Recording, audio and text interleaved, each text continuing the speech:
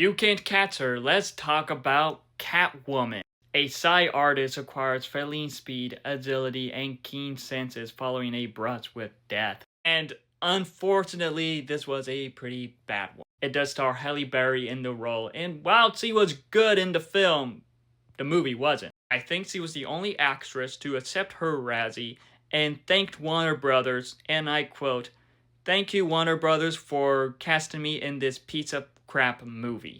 She said something like that. But with this, it does star Sharon Stone and Benjamin Bratt. The cast were okay. Apparently with this film, it was in works for years with Michelle Pfeiffer supposed to come back as Catwoman, but it never happened. And then sometime throughout development, they decided to completely change the character of Catwoman, where Catwoman would get these powers from like this ancient Egyptian cat god.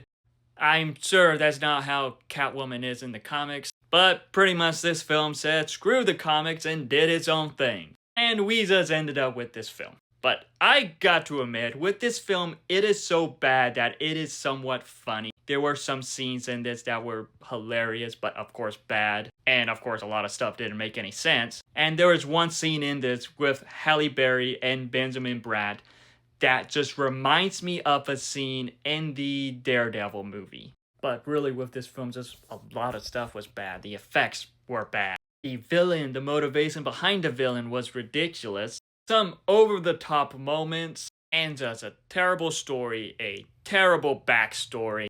At least Halle Berry tried. But with this movie, it is so bad that it is pretty laughable. Overall, with Catwoman, it is not a good DC movie, not a great superhero film. That just has a ridiculous premise that doesn't work.